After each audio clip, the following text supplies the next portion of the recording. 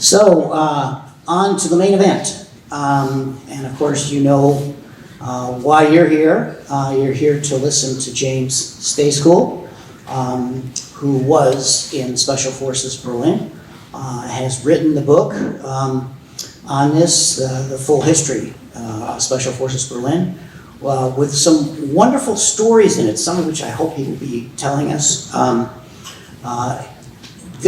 I read a fair number of books, as you might imagine, about the Cold War.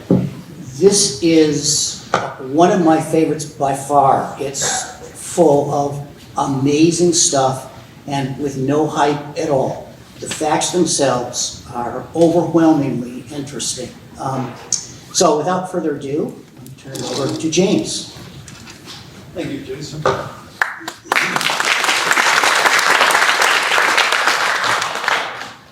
First off, I have to apologize a bit. I have a throat condition which right now is mitigated by copious quantities of Botox shot into my throat. It doesn't make me look any better, but it helps me talk. So, I spent about 10 years in this unit. Became very personal to me, obviously, and the unit was closed down. For those of you who have read the book or not read the book, the unit was closed down and disbanded in 1990. So there are about 800 people who served in this unit from 1956 to 1990, and occasionally they get together and drink lots of beer. Not that that's unusual, but they talk about old times, and about 6 years ago, time flies when you're getting old, they said we should write a history, because if we don't write a history, nobody is going to, and if we don't do it, it's not going to be done right. Well, the first part was absolutely correct. The Army will never write a history about a unit like this. The second part about whether or not it's right, I'll leave you to judge that if you read it.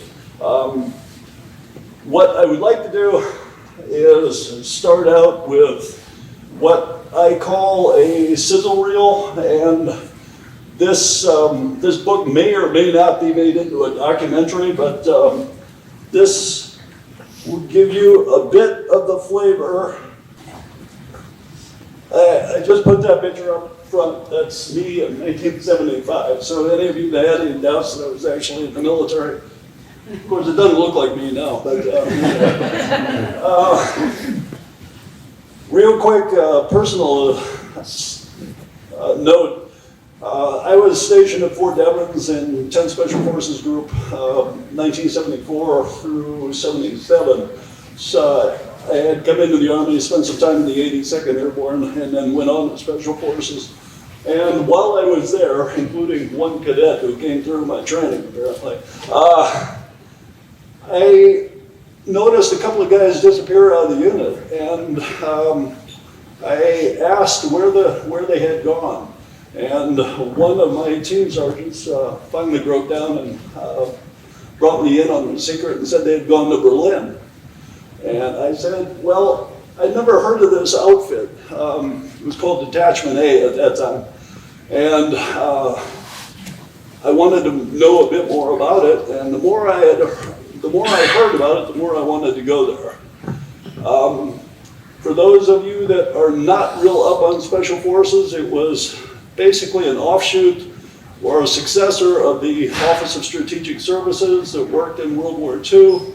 It was involved in, the OSS during World War II was involved in direct action missions or raids against targets.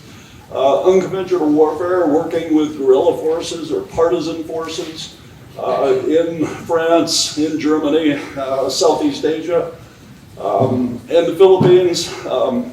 But after World War II, it was closed down. The CIA was created for the intelligence side of what the OSS did, but they really did not create a successor for the paramilitary, the military aspects that OSS did in World War II.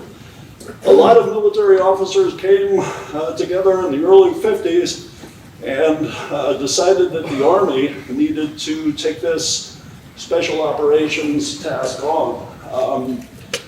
Guys that had fought with Philippine guerrillas against the Japanese, guys that had fought in Burma against the Japanese, guys that had served in France, Italy, Yugoslavia with the OSS, all came together. Those that were not in the CIA, the guys that were still in the Army, and they put together a unit that was called Special Forces. In 1952, 10th Special Forces Group was created. 10th because they wanted to confuse the Russians as to how many that were actually existed. In the first month, there were about 17 people, so it was a huge unit. And it went on from there. Next slide, please. Berlin was the focal point of the Cold War. I'm going to say that blatantly, and anybody can disagree with me, but you're wrong. After the war, Germany was divided up. There were the three sectors in West Germany, the Federal Republic, the French sector, the British sector, and the American sector. And then, of course, on the east side, East Germany, was the Russian sector. In the middle of the Russian sector was a small town called Berlin, a small town of about 6 million people. It was also divided. East Berlin belonged to the Soviets, West belonged again to the French, British, and Americans.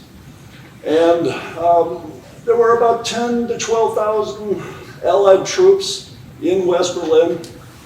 Not very many. A lot of people said it was just for show. We were keeping up essentially the same thing that's going on in North Korea right now, almost. Keeping up the show until the two Germanys could be reunited. As we have seen, that took a little bit over 30-some years, more like 45. So, about 1953, there were uprisings in East Berlin. I'm going to gloss over some of this. There were uprisings in Hungary in 1956. The U.S. commander of Berlin decided that he wanted to possibly do more than just be on the defensive. He wanted to have an offensive capability. Would you hit the next one, please? That's roughly everything that the Russians owned from East Germany, Czechoslovakia, Hungary, Romania, Bulgaria, everything to the right belonged to the Russians. And you see how close Berlin is to Poland.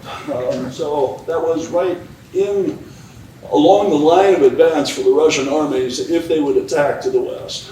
So the Berlin commander was extremely worried that if World War III started, and everyone expected it would shortly, that he was going to be right in the middle of it. There were 2 thoughts on Berlin. Either it was going to be the world's largest prisoner of war camp, or they were going to try to fight against the Russians. So the Berlin commander decided he wanted to do something, and he decided that he needed some help if they were going to do a breakout to knock down the wall so that they could get out. So he said, I would like some demolition teams. Next slide, please. That's a little bit more graphic of what East Germany, or East and West Germany looked like at the time, the occupied zones. And the next one, please. And that's Berlin. So you can see the red, white, and blue areas is West Berlin. Surrounding it is a green trace of rail lines.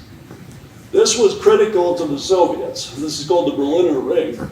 And anything that was coming west, out of Poland, out of Czech Republic, that would head towards West Germany, had to converge on this railway terminus. It's not really a terminus, but it's a way for them to get out in different places. This was a vulnerability in the Soviet transport of their troops. So when the Berlin commander asked for people to blow up the walls, somebody back in the American headquarters in West Germany said, we'll go one better. We'll give you 6 special forces teams, and they will help you get out of the city to fight the Russians, but after that, they are going to be working for us. So in 1956, next slide please. 1956, they sent 6 special forces teams, 72 people, plus a staff of about 12, making about 90 altogether, to West Berlin. That is Andrew's Garrix right there. And that's where, for the majority of its life, the unit was stationed. That happens to be the old Prussian cadet headquarters. And during World War II, it was the headquarters for the 1st SS Division, the Adolf Hitler Division. So after the war, we took it over, and Detachment A was located in one of those buildings there. So Detachment A came to Berlin in 1956. Its mission was to help the Berlin commander to make his breakout. And then their secondary mission was to go out and hit the railway that I showed you before and slow down the Russians. The word in the op plan says retard, which I don't think is a real good name. But basically, 72 guys were to go out, take all the explosives they could carry, and go hit those railway tracks, try to slow the Russian trains moving west, and at the same time, communicate with our headquarters in the west to tell them where the Russians were going and how many of them.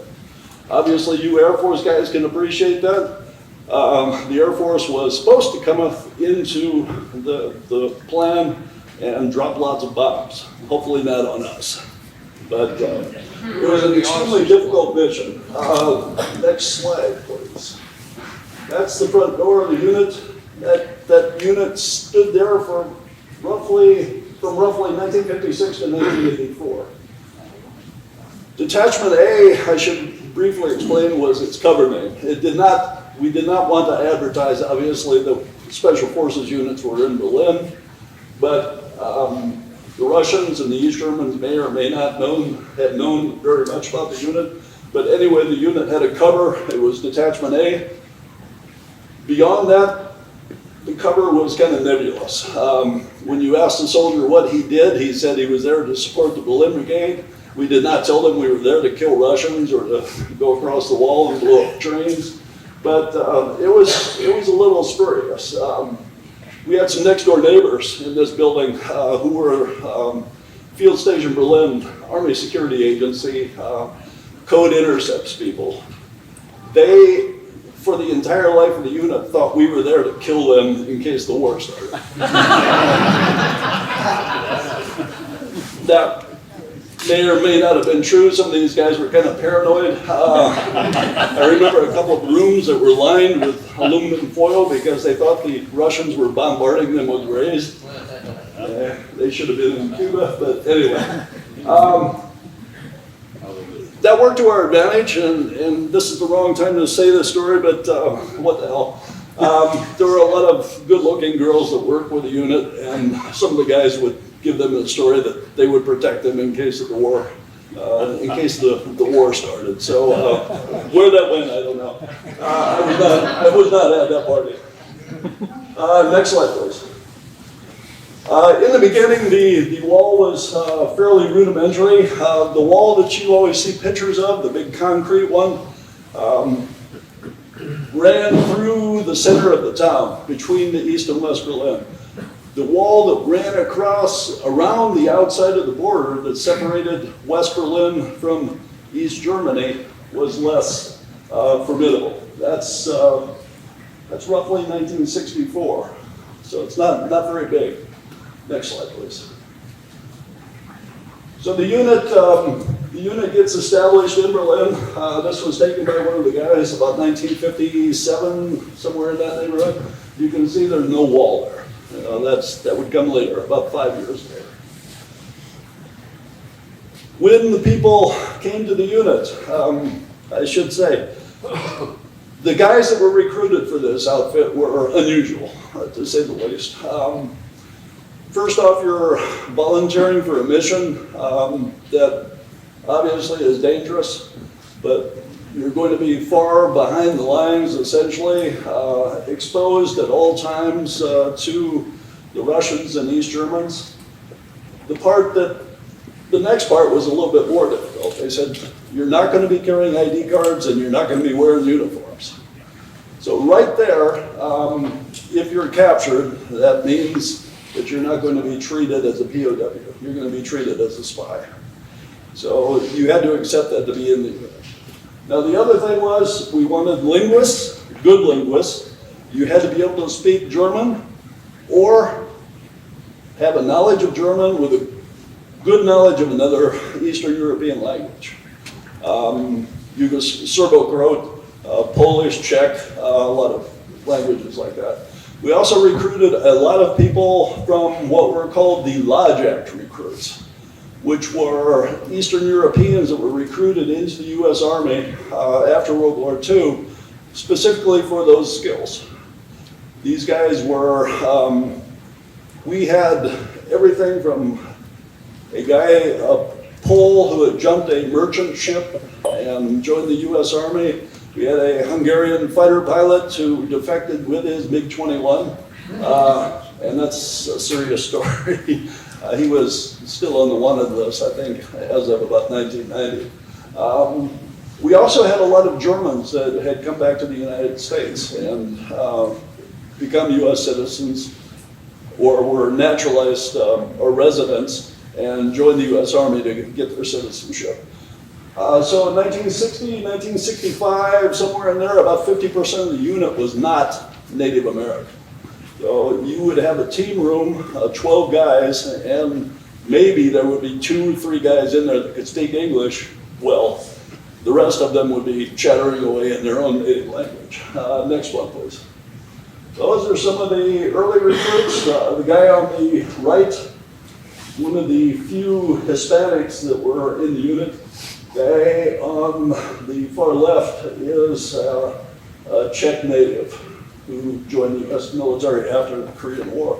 2 guys in the middle are just Americans. But, I should also say, and this is not a derogatory thing, this was the only unit in the U.S. Army, I think actually in the U.S. military, that was allowed to be,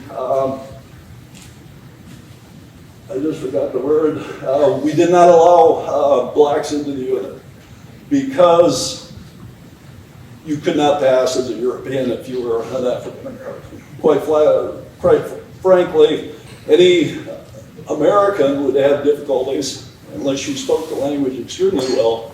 But to be a black American in Berlin was probably, you would be picked up within minutes of walking down the street if there was a wartime situation. Anyway, next slide.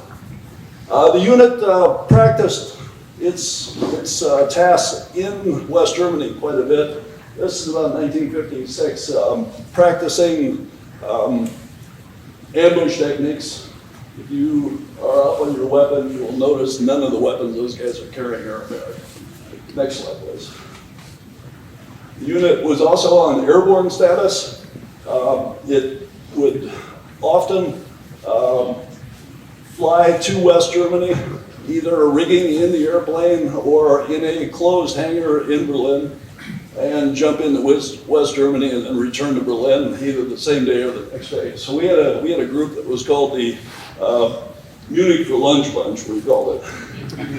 Those of you that know uniform, see the guy that's standing, the 2 gentlemen that are standing facing off in the middle, not wearing green berets. Nobody took their green berets with them to Berlin. But the guy that's wearing the dress uniform has a Spec 5. Looks very much like what we would call a leg, a non-airborne person. He was actually a Spec 5 medic, received a Distinguished Service Cross in Korea, went on, fought in Vietnam, retired as a full colonel, infantry officer, but he was a medic at the time. Anyway, we had quite a few interesting people in the unit. The guy that's facing him with his hands on his hip is Roman Piernik, who was Polish, born in Ohio. He came to Berlin the first time in 1948, 47 with General Gavin, spent some time there, went to Poland to see his old family, and was picked up by the KGB and held for several weeks and interrogated by the KGB. Needless to say, he was not a real big fan of the Russians. We had quite a few people like that. There's a guy in there that was 14 in 1945, a Berliner. And there's a picture of him on the internet receiving the Iron Cross from Adolf Hitler in 1945. He joined the American Army afterwards and served for 30 years. Next slide, please. Airborne operations, Air Force people, why do you jump out of a perfectly good airplane? Obviously, you've never flown in an Air Force airplane. Next slide, please. We also practice quite a bit with small aircraft. That's the Havilland Beaver, a Canadian, very good aircraft. Use that for message pickups. In that case, you've got a rod out and the plane flies over and you can just pass it off like a note in school. Next slide, please. Interesting story. Everybody in the unit had a top secret clearance. And for a combat arms unit, that was very rare in the 1950s. These days, everybody in special forces and a lot of the units had to have a top secret clearance. Most of the other units were secret, but to be in Berlin, you had to have a top secret. So this was one of our teams, 1956, except for the two guys standing in the rear. You'll see one African-American guy there at the upper left. He was from the 10th group down in Bad Tolz, the larger of the two units. These guys had just completed a mission. They're still armed with American weapons. They're still wearing their green berets because they were passing themselves off as being from that other unit in southern Germany. This was 1956. This is the first time that the American Army had ever practiced delivering what was called a special atomic demolition munition into the field. This was only recently declassified as a result of this picture. But these guys did a practice run with the atomic munition, which was about a 400-pound piece of equipment, pieces that look very much like these beer kegs over here, broken down into 4 separate pieces, about 80 pounds a piece, jumped in, assembled. And the great thing about the atomic weapon was that you didn't have to get real close to your target. You could be within half a mile and fire the thing off. In this case, they were able to emplace it and put it on their target, which was a simulated Air Force facility. They got it to within 200 meters of the target, backed off, and then the graders came in and said, "You did a good job." That was the proof of concept for these weapons that were used up until the late 80s by Special Forces and SEALs. They eventually figured out how to compact them down, and I don't see one around, but if you can see this small kettle right up here, that's about how big the second weapon was. It only weighed 80 pounds and was about half a kiloton, which is enough to eradicate about 5 square blocks of New York City. Next slide, please. Part of working in civilian clothes and having the cover was to convince people that you were not Americans.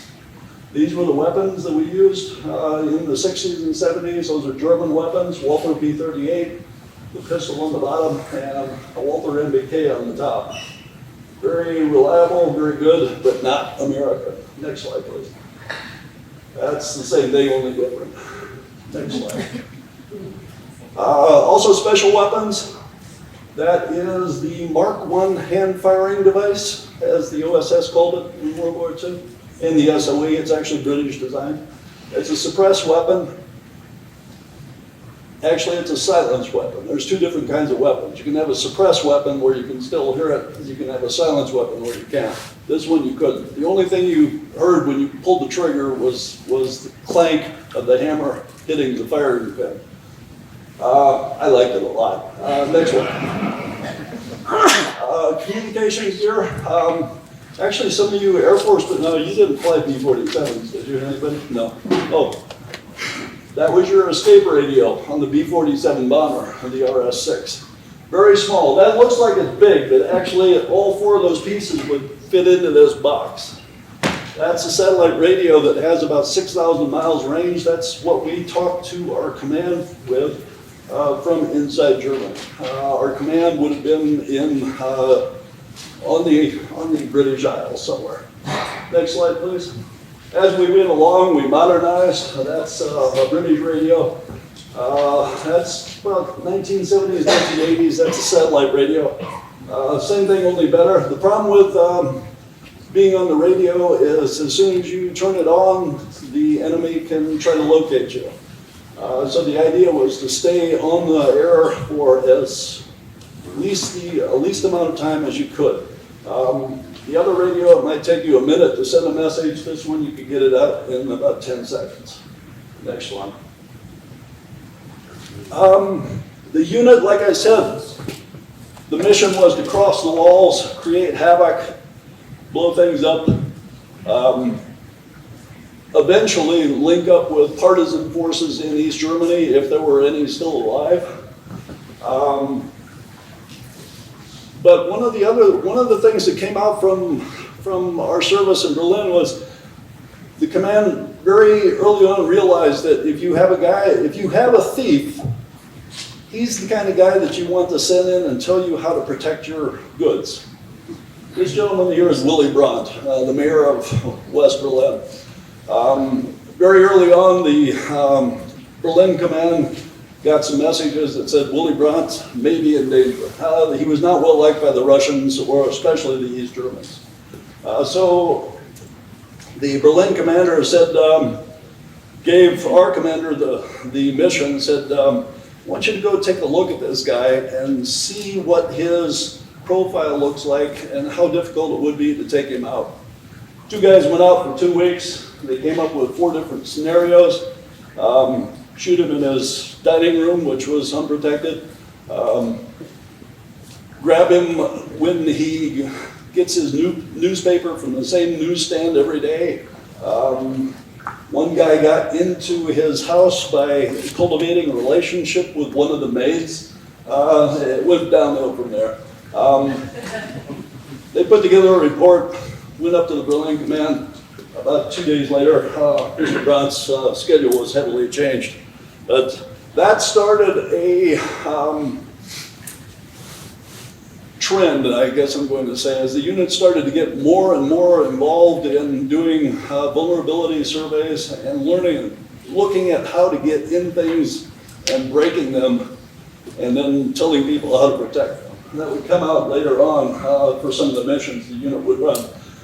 Next one, please.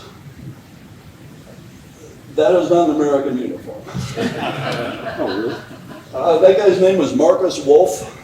He was the head of the East German, not the security service, but the actual spy service, the intelligence unit. I'm not going to go into the story, but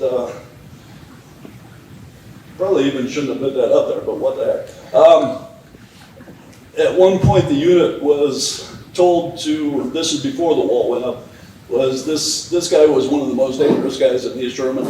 He was the one that directed a number of the kidnappings of West German politicians and took them out.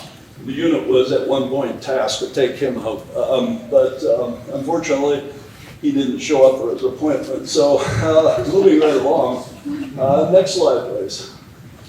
The wall went up, and next slide. Which made our job a lot more difficult, where we could get across the wall fairly, or across the dividing line fairly easily before. Once the wall went up, it made it difficult. So we had to start looking at different ways to come across it. Next one. That is a model of one particular section of the wall that a team made up, how to get across. And they would study these areas of the wall to figure out how well it could be done. One thing we determined was the East Germans built the wall to keep people from leaving the country. They wanted to keep East Germans from going to the West. They were suffering a severe brain drain, and that's why they built the wall in the first place. The fallacy with their design was it was not built to protect people going the other direction. So we had to look for those ways to get back in. Well, we found out very early on that the East German Security Service had put holes in the wall so that they could get into the West. They didn't always want to travel by road or by train, which they could do fairly easily, but they had secret ways to get in and out of the country. So by putting surveillance on the wall, you could figure out where they were using, what points they were using, how they were getting through, and all you had to do was turn around and go back the other direction. Next slide, please. Later on, the defenses got a bit more formidable. It's one of the typical guard towers, typical East Sherman motorcycles. Next one. The faithful communist guard dogs, which not so much attack dogs, but they were they would alert the guards anytime anything was amiss. So for fun, we used to go out with a big heavy-duty slingshot and fire rocks into their cages so that they would start barking, and the whole East Sherman army would come out and see what was going on. It was a good way to see how the dogs acted. It was also good to test the reaction time of the East Germans. Next one. That's downtown. That's right near Checkpoint Charlie. That's about 1978. You see the depth of the defenses, quote unquote. There's the wall in the lower right, which is the one that West Germans would see. There was an empty strip, another obstacle, beyond that, a fence, and then behind that, another wall. So if you were an East German, that's what you would have to look at if you wanted to crawl over that. So that's why a lot of them tried to go underneath. It was in the city, it was very difficult to get across. Next one, please. Unlike West Germany, the border between West Germany and East Germany, the border was not mined. They did not put any kind of shotgun devices or mines out. So what they relied on was their observation, and as you can see, there's a garden tractor that's manicuring the lawn. So every day they could check it and see if any footprints were in it. Next one, please. Our job was, of course, to find out, like I said, where those holes were. I don't know who that guy is, but he's kind of stupid standing up there with a rifle shot at that other tower down there. But anyway, that's how we got pictures. And next slide. Also, as I mentioned, there were ways underneath. That is one of the sewer systems in under West Berlin. Next one. So we also developed underwater operations teams that would use the best German equipment we could get our hands on. That's one of the training teams. That's early 1970s. Next one, guys. How to blow things up out of the water. That's practice demolition of a bridge with scuba gear. Next one. Berlin actually has more canals and rivers than Amsterdam. And they run underneath the wall, through the wall, and there's boat traffic. If you could ride along underneath the boat, you could pass back and forth between the city and East Germany, or even between West Berlin and East Berlin. That was the opposition. That's the East German Navy. Next one. As I said, we also trained quite a bit in West Germany. You will notice that those haircuts don't look quite standard. That's what we call relaxed grooming standards. Always really jacked up the military officers in West Germany when you pull out your ID card and they would question your haircut. And then you pull out your orders, which were signed by a general officer that said relaxed grooming standards, and they couldn't say anything about it. Made us happy anyway. Next one, please. Holistic training. Along with shooting guns and blowing things up, skiing was a good thing to train with. Skiing for winter warfare operations is quite valuable.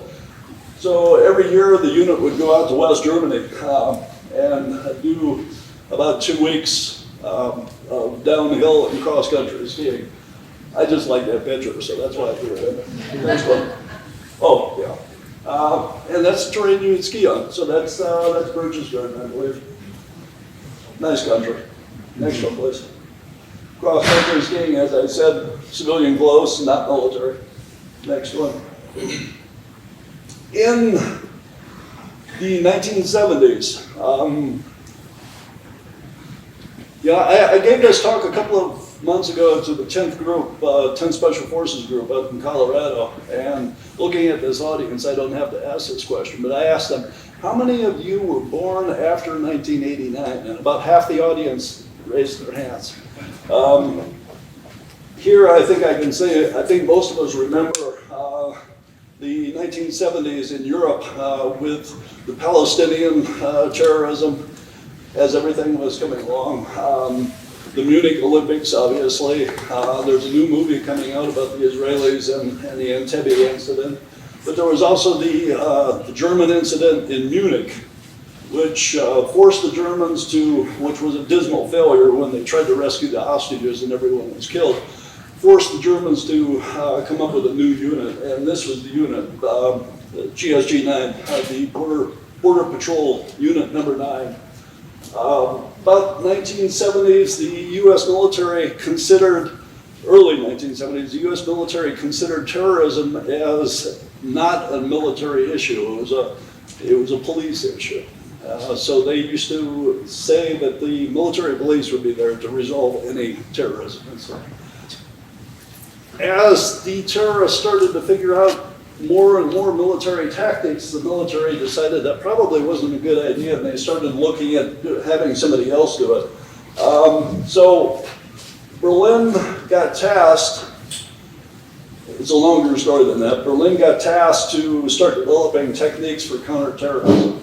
One of the first places we went was down to West Germany to work with the West German counterterrorism units, and this was one of them. It's a great car, by the way. It's fully armored.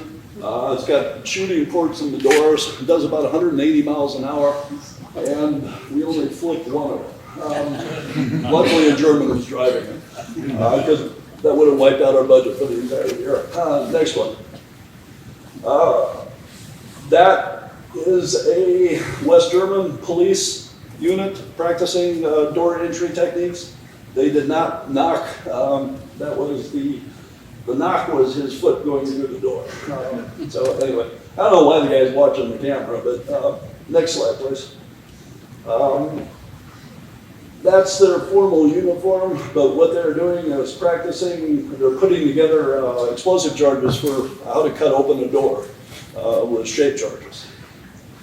It's a very effective and very quick way to open the door. You just don't want to be on the other side of it when it goes off. Next one, please. Obstacle course training, basically live fire every day. They did not use training ammunition. Next one. That's one of our teams. I'm going to say in about day 5 of being out in the field, but yeah, it's a profile picture. Next one, please. Lots of urban warfare training with the counterterrorism mission. Next one. Lots of shooting. On an average, we would fire 3 times a week, probably 1,000 rounds with a pistol each day, which is quite a bit. So much so that we were actually finding out which pistols were good because they would break after so many rounds. Next slide. We build our own ranges for doing live fire. Targets in the background. One admiral asked our commander whether or not it was dangerous training, and he said, yes, absolutely, but only for the terrorists. Next one, please. The manager of Pan Am in Berlin figured out that he needed some help and wanted to get the military in to advise him on what to do in case there was a hijacking. So he talked to the military commander, and before too long he came down to us. We actually started training with Pan Am at Tegel Airport, which is the major airport in Berlin, on how to work on their airplanes. Everything from doing practice assaults to resolve a terrorist incident to handling baggage on the ground. Next one, please. That is at the airport on a typical day. We're working on one of the Air Berlin planes, which was a subsidiary of Pan Am. But you can see that's a live airport in the background. Quite often we would have 4 or 5 guys down on the ground working, handling the airplane, handling luggage, just getting used to working at the airport in case of a terrorist incident. Next one, please. 1979, November. I think a lot of people remember Iran and the takedown of the American embassy. There were 2 units involved and on the ground, and was not really well known before, but Delta Force was just created after our unit got the mission, by the way, to do counterterrorism. Charlie Beckwith, who was the commander, there were 2 targets in the city of Tehran. One was the American embassy, the other one was the foreign ministry. The American embassy was the more important one because there were about 60 Americans held there.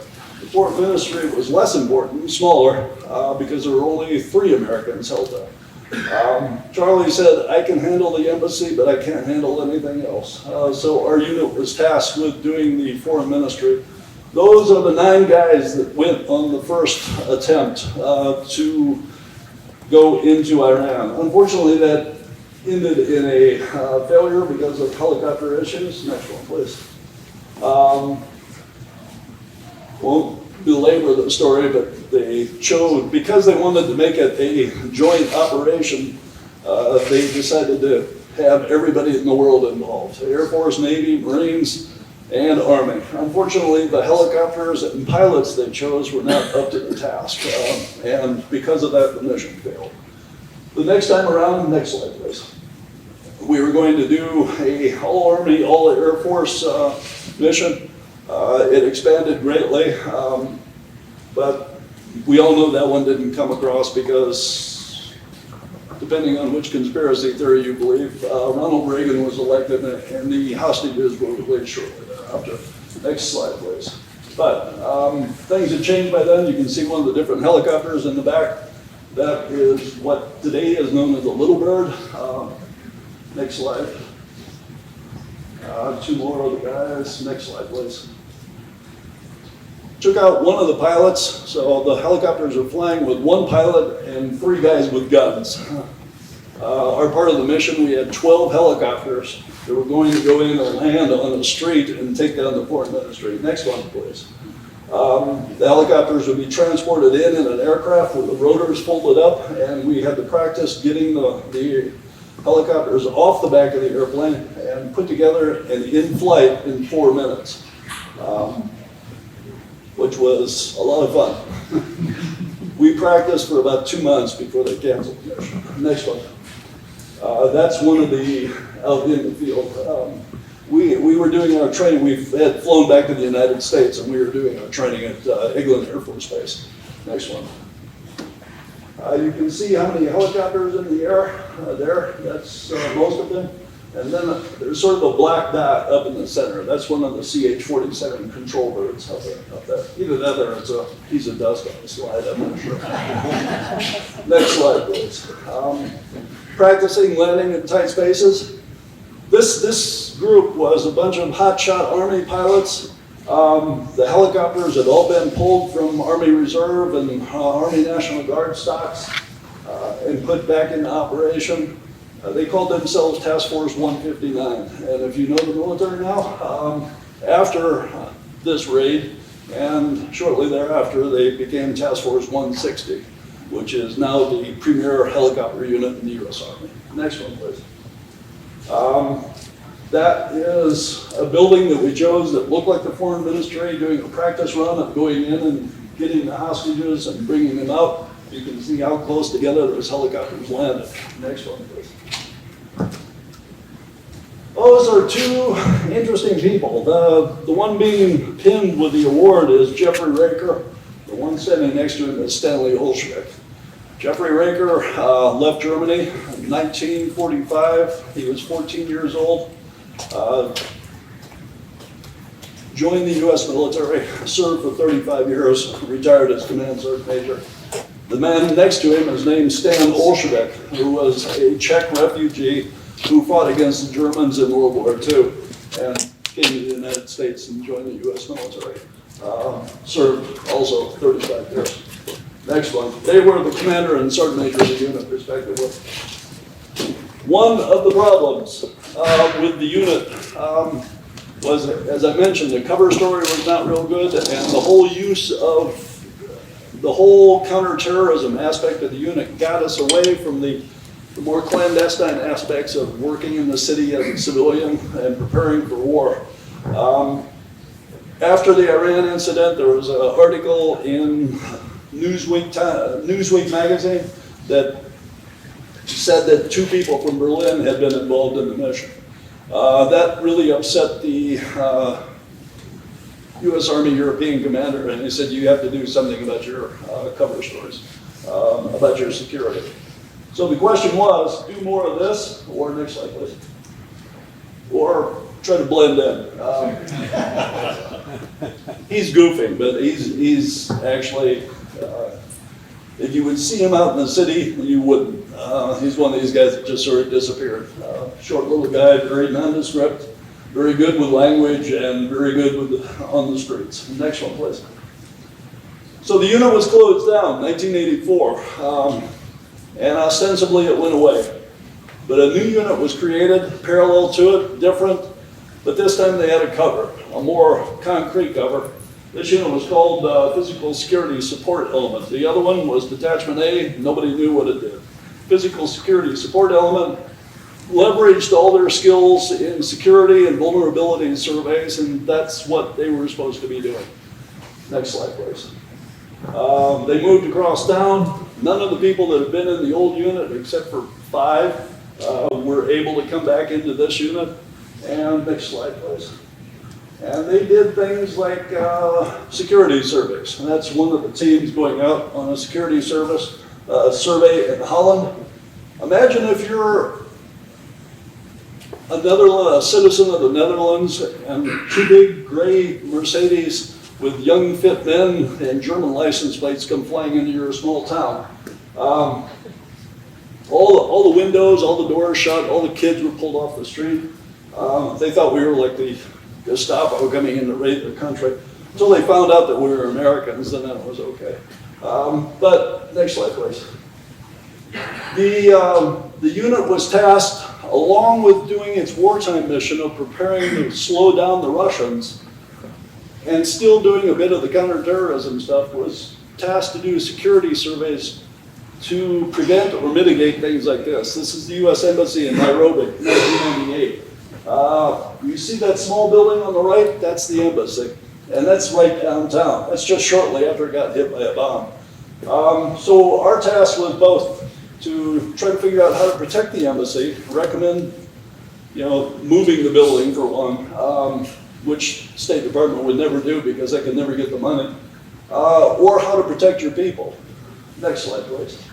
One of the other things was protecting nuclear and weapons storage sites in Europe, going in and telling the commander how to do his job, essentially.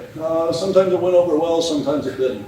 But after they figured out that we knew how to get into their site better than they did, they generally accepted our recommendations. Next one, please.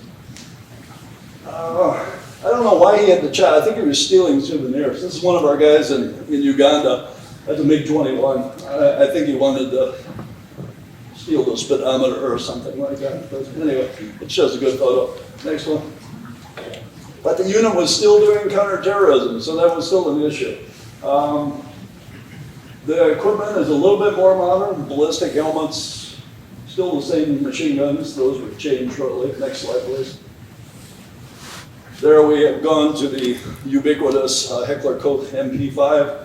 If any of you are counterterrorism people, you'll know that's the beloved weapon of everybody that wants to look cool. You'll also notice we're wearing black, and that's Nomex, and there's lots of Gore-Tex and stuff like that. So if you've got black, Nomex, Gore-Tex, and probably Velcro, those are the only pieces of equipment you ever need. Next one, please. That's a little bit more relaxed circumstances. Next one. I got lots of counterterrorism shots. The previous was an assault team. This is one of the sniper teams. Very good weapons. They could reach out and touch somebody out to about 1,000 yards without too much of a problem. I think today the record's a bit higher, but anyway, next one. And different ways to get into rooms. This is called pyronol, and it's basically thermite, and this is the way to open a lock if you left your keys at home. It's just not real good on your paperwork inside the room. Next one. That's an explosive entry. That's a I believe, 1/4-inch hardened steel door, double-sided steel door. Like I said, you didn't want to be on the other side when it went off. Next one. Practicing on top of the building. Next one. Different ways to get on top of the building. Next one. That's obviously a practice scenario. I'm going to say it's obviously because I'm the one that's laying on the ground and I'm not dead. Next one. We continue to practice with Pan Am. If you've never seen a pilot with white hands or white knuckles, try having a guy that's never flown an airplane light it up and taxi it down the runway and park it based on his instruction that he's giving you at the same time. That's the kind of things that we did, and it was great fun. It was really neat when you went out to the airport the next day and got to tell the stewardess that, see that window there? We were knocking that one in last night, and they would just look at you with a funny look on their face. We never broke anything. That's a good thing. Next one. How to get into the cockpit. One way to practice. Okay, next one. And that's actually during one of the exercises. The Berlin Brigade commander didn't believe that we could do our job, so he decided he was going to sit on this airplane. But he came away convinced, I think. You will note that I'm fairly positive about the accomplishments of this unit. So anyway, next slide. The wall continued to evolve. And I keep recommending to Donald Trump that if he wants to know how to build a wall, he should go to Germany and talk to these guys.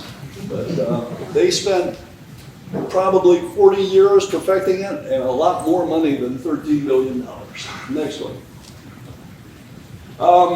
I should also mention, one of the things that we always used to do, it's fairly difficult to travel in East Germany. We had guys that would go over in civilian clothes on vacations to look around. You would like to take your wife with you because two guys traveling alone looked suspicious.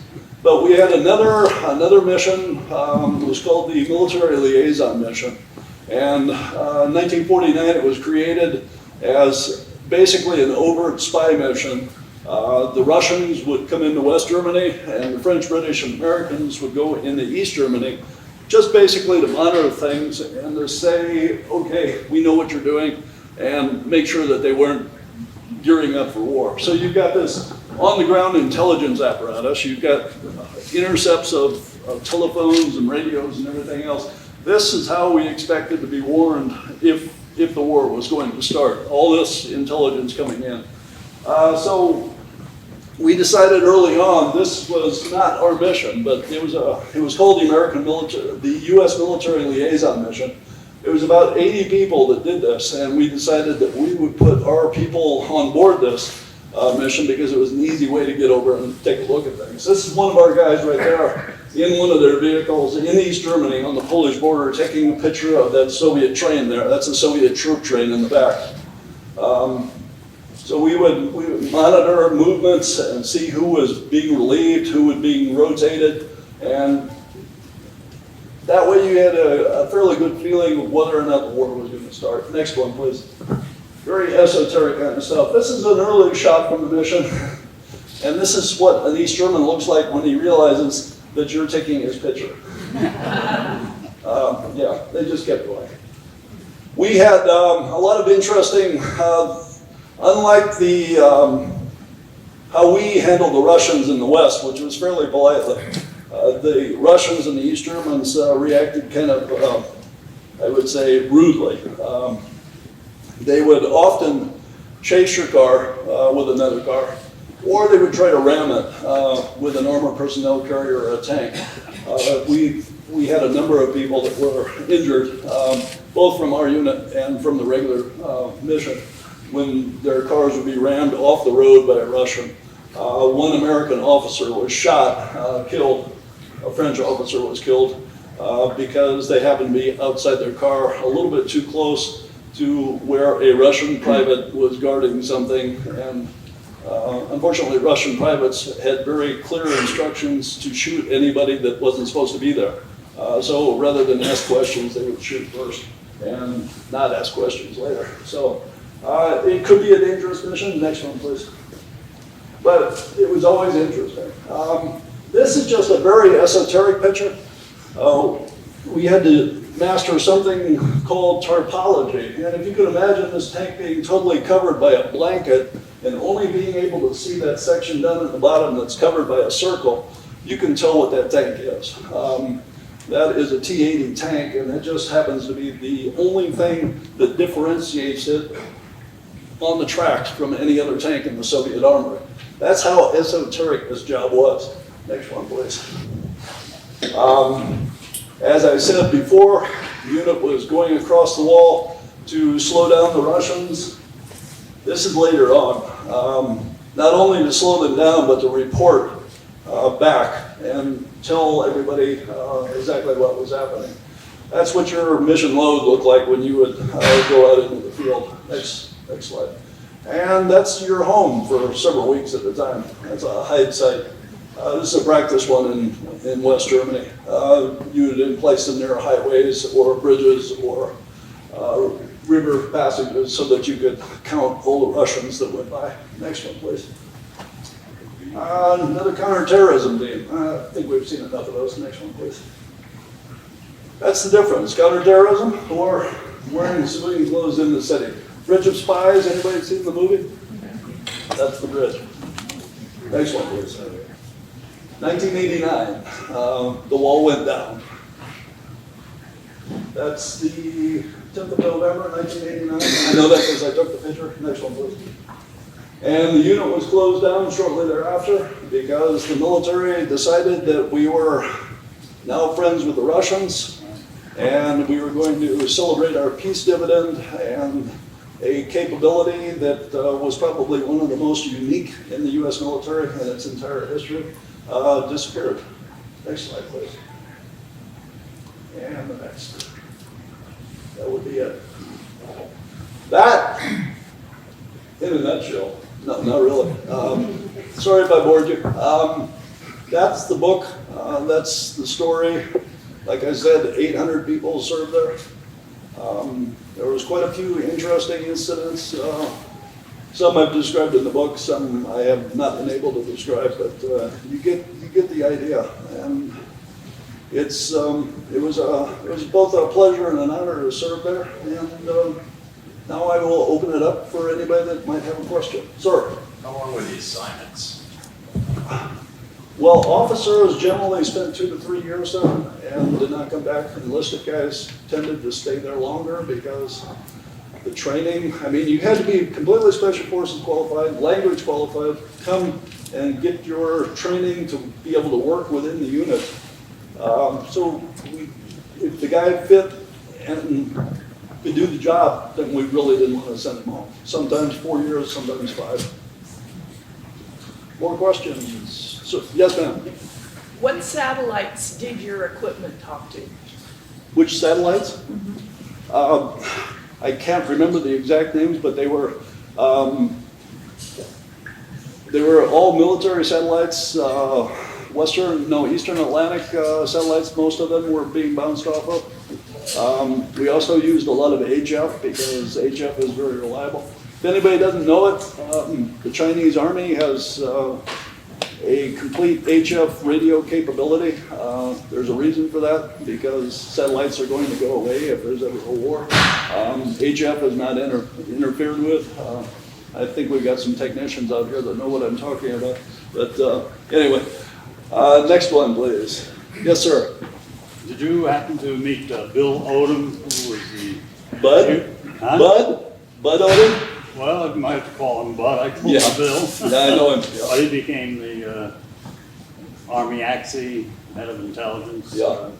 Yeah. But he did that liaison in East Germany, and he was one of the first to retrieve an RPG-7 from a tank training facility.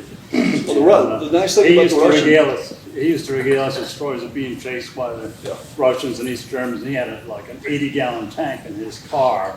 So they exhaust their ability to maintain, the location behind them there. Yeah, once you left your base, you did not get fuel or food until you came back, Right. basically, so. But anyway, he was a hoot to talk to about his experiences in East Germany, and monitoring the Russians. There's a lot of interesting stories that come out of that. Folks, when you have a question, could you put up your hand and I'll give you the mic because we're filming. Ma'am? Oh, wait. How long were you involved in the Iranian hostage rescue attempt, and how many people were involved in that total? Do you have any idea? Yeah, that was during my tenure there, and initially, the entire unit was doing the training for it. So about 90 people at the unit that time. Of the operational people, probably about 50 of them were training up for the mission. It got cut down to 9 people. So 9 people deployed on that one. For the second one, it was about 45 that were prepared to go. And the first group trained for about 3 months. The second group trained for a total of about 6 months, 2 months of it back in the States. So before it was canceled.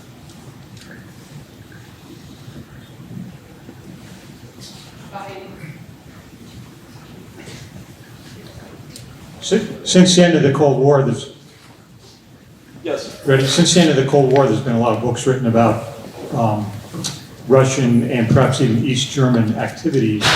Is there any evidence that either of those nations knew about you guys? I did not talk about that, but there is evidence that they knew of our existence, but they didn't know a great deal. I went into the East German, the West German government captured or confiscated all the East German intelligence records.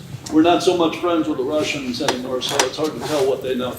But the East German records, I asked them to scour the records to see if they had any info on either one of these 2 units, and they came back with about a total of about 10 pages that talked a little bit about the unit, but it appeared that most of it had come out of Western press, that they alluded being sort of our mission.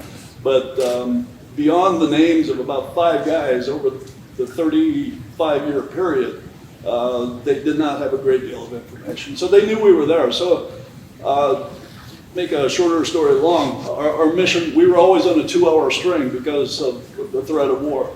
And we knew that the number one thing we had to do was get away from our headquarters as soon as we could if there was a threat of war. So we made plans for that by putting things, hiding things outside of our headquarters so that we could live and do our job, which included explosives and weapons and things like that.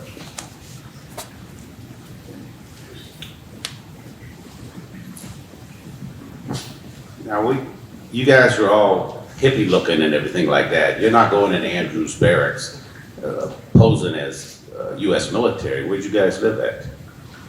We had guys living, the address in my apartment was 212 Kurfürst and Damm.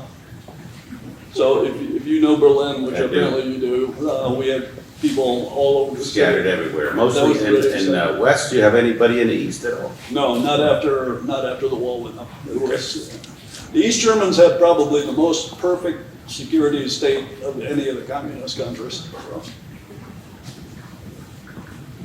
Yeah, where did you guys recruit from over the years, and what did the commanders of other units from which you commuted recruited? How did they feel about you stealing the best of the brightest? I'm not sure we were all the best and brightest, but generally you kind of look on people that volunteer for this stuff as the stupidest.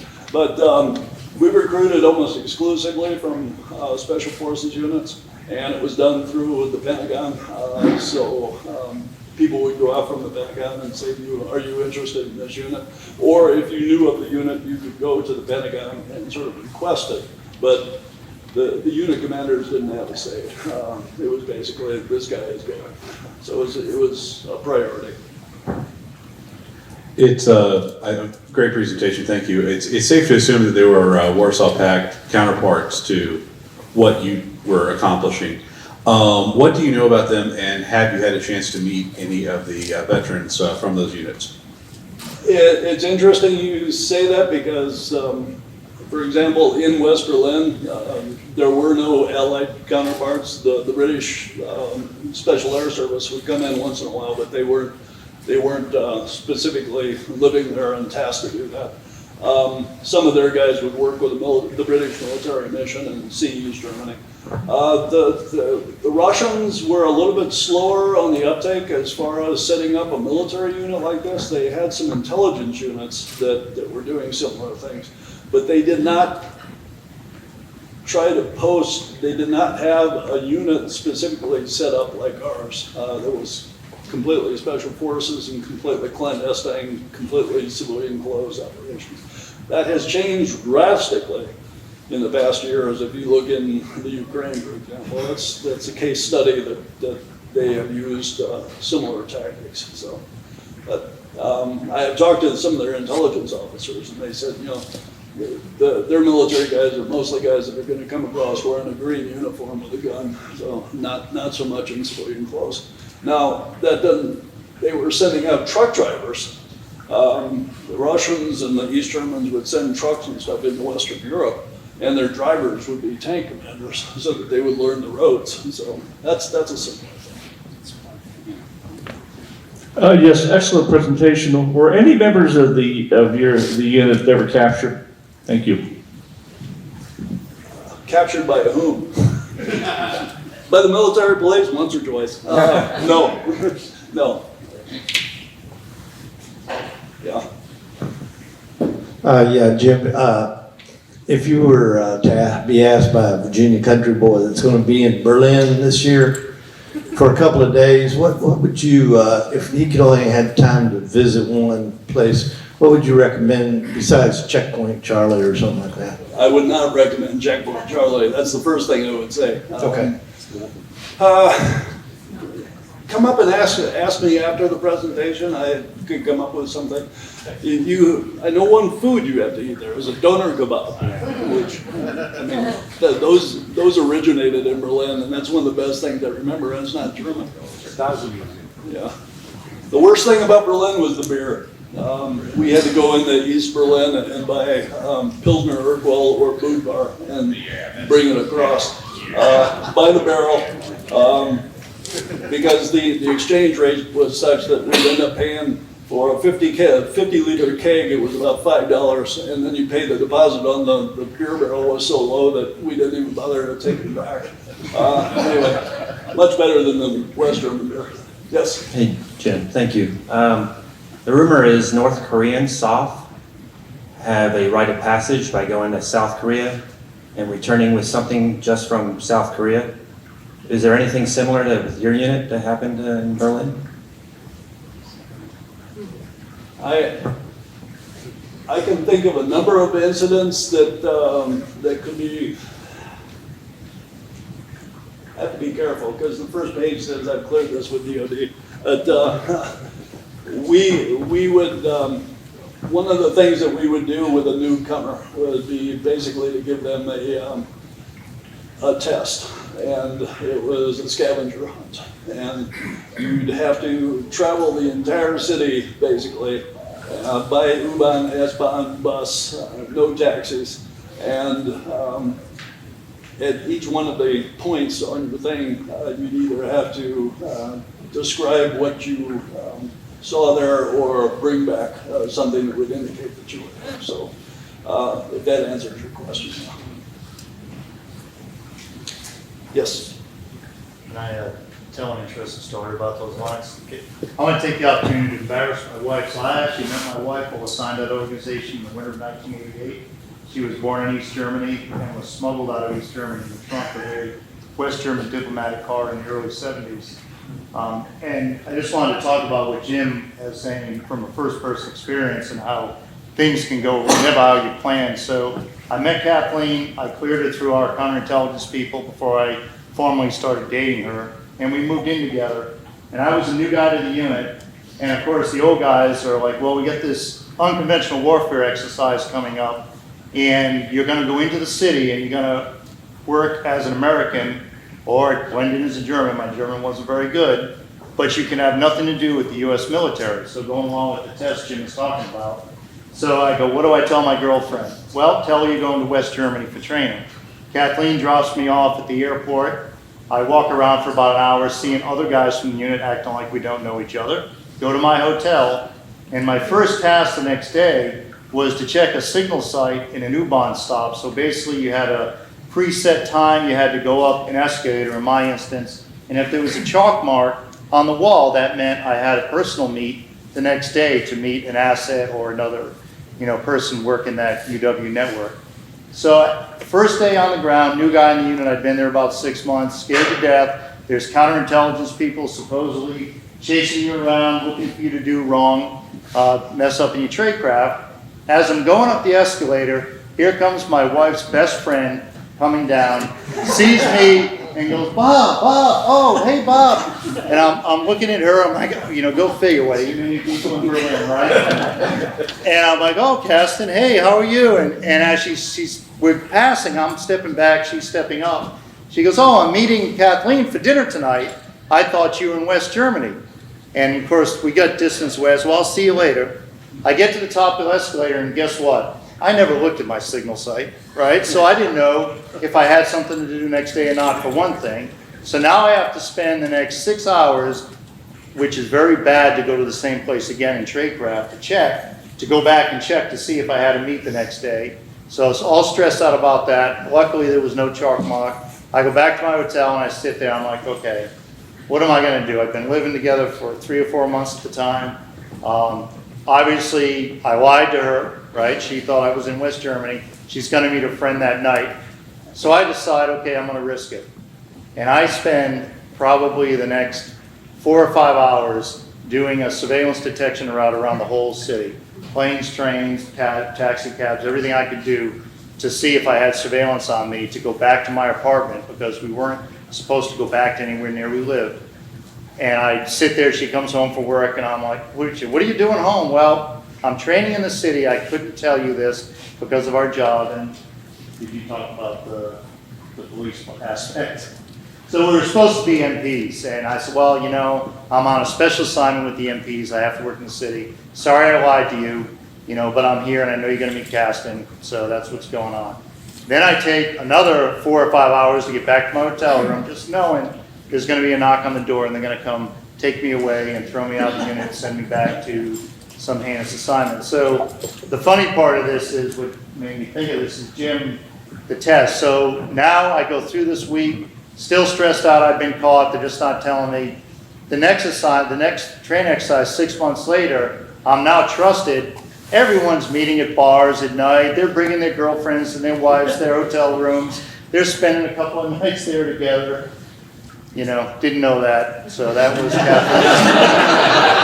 The next time, she actually got to stay in my room right on the Kudan where she worked for a couple of nights. But I just wanted to say that I wanted to embarrass my wife, because this is more than she knows about this organization. We've been married for 28 years. Yeah. She's at this presentation, so it was a very unique experience.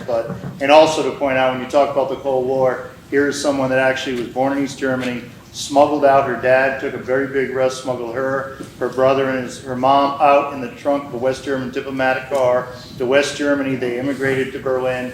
He started a new life, and amazingly so, they got back all the property he had abandoned in the early 70s once the reunification came. So he owned a lot of land and a lot of apartment buildings, and because of the records that the East Germans had kept, they got all that property back and were compensated for whatever income they would have lost out of that property. So here's my... That was what we would call a day in the life. Ma'am, you've been waiting for a long time. That's okay, but now that, you've sort of come into the picture, were there any women ever, I don't think I really, well, okay, fine. Were there any women, and if there were none, couldn't you have used some with the proper languages and expertise in that unit? We did kind of assimilate from time to time, women have come over from other units and help. It's, you know, it's only been in probably the last 25 years that the Army has started to realize that that is actually an asset. Not that, I don't know if you guys go out to Dulles Airport or National very much, but if you go out there and look and watch the people coming through there and try to identify all the military guys that walk through there, it's not real difficult. So that was indeed part of our training, was how not to look like military. But, you know, like I alluded to, going over into East Germany, it was better to take your wife or your girlfriend than to take your best friend. Because unless you, well, let's just, two guys don't fit the mold for a family vacation. So, especially in East Germany. Sorry. Yes, thank you very much. I've enjoyed it. I'm a former intelligence officer, Air Force. We built the Officers Club first, you remember? That's of course, yes. That's a joke. Did you know General Mike Ennis at MLM? I met him later on, but I knew of him. Were you in Berlin during the Foxbat crash in the lake? That was like 1965, 1966. Yeah. I'm not that old. Well, I was there and it was highly classified and I haven't spoken about it forever, but someone sent a clipping to the Cold War Museum, to Jason, I guess, from England. It was published in a British newspaper about the details of the operation. And I was shocked. I just saw it 2 or 3 days ago. I'm trying to figure out if it's been unclassified, but As far as the British are concerned, it is. So I don't think the results of what they found was declassified. well, the article suggested that the British conducted the operation, and I was there. I know the Americans were deeply involved in it. So Yeah. a great spy story. Needs to be told sometime. I need to tell you about the Russian helicopter that went down in the Middle East, that when they tried to send out a repair crew to find it, it has disappeared. And it showed up later on the deck of an American aircraft carrier. Anyway. Just a footnote, I'm on the board of the Cold War Museum, and if anybody has some free time, we'd love to have you put your name on the volunteers list. And we're always needing support financially as well as support to do the research and so forth, because we have a newsletter and there's a lot of activities that go on besides just these speeches. So please stop by and leave your name. There's a lot of stories I can make up, but I think we've got another question here. So Okay, thank you, first of all. So you guys have one company of SF in Berlin. Do they, like nowadays I know we have, like scuba, Halo, whatever other specialties for the teams in the company. Did you guys have anything different when you were there? Or was everybody cross-trained equally for every task? Well, Halo didn't, or high altitude parachute operations really didn't come into play because That doesn't make sense. it doesn't make sense. Get in an airplane, fly up, jump out of it to get into East Berlin. About one of the thoughts that was used was actually climbing on board of a helicopter and flying it out into a swamp. But then what do you do with the pilot? He suddenly becomes a member of the team. Everybody was trained more or less on the same level, but underwater operations, scuba operations was about the only specialty that everybody trained in skiing and counterterrorism. The hardest part, I think, was actually the clandestine operations, working in the city as a singleton by yourself, using a communications network to talk with your teammates. Sometimes days would go by before you see another person that you knew, and that took actually quite a bit of preparation for somebody to achieve. And a number of guys just, they didn't want to do that. So they would prefer to be wearing your green uniform, carrying your rucksack, and out in the field. So it was a different place to work. And, two other questions, sorry. So similar how Delta and Team 6 go through JSOC, and then I go straight to the White House. Did you guys have that kind of direct chain of command that just went straight, like bypass normal FORSCOM or SOCOM or anything like that? SOCOM didn't exist at the time, JSOC didn't exist. So you guys and worked you're talking about National Command Authority, essentially. Ours went straight up to what was called Special Operations Command Europe. SOCIR, yeah. SOCIR, it was SOCFI then, but it went there, and then they walked their stuff right over to the four-star that was in charge.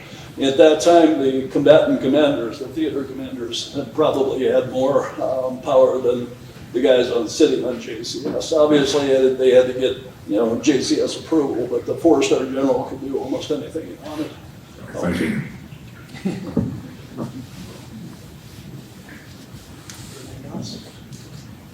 Let's make this the last one. This guy's voice is about to give out. Now my beer's getting warm. Were you in Berlin when the wall first went up? No, I was not. Some of your guys were, they helped me out. Some things, actually the second Berlin blockade of 1962, which very few people have heard of because we found a way to stop it. But you guys gave us some help.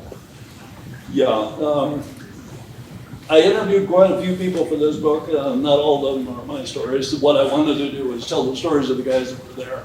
A number of the guys were in Berlin at the time. Unfortunately, a lot of them have passed on now. But there are similar stories to this one that happened in the 1960s that can be attributed to some of the people in the unit, people that were removed quickly from East Germany or East Berlin into the West. So, in the trunks of cars, usually. Anyway. Is the book available? The book is available, Amazon.com, Barnes & Noble, or I happen to have some here if anybody's interested. And he's signing. Audible audiobook. I will sign them and I'll use whatever name you ask me to. Well, let's give James a round of thanks.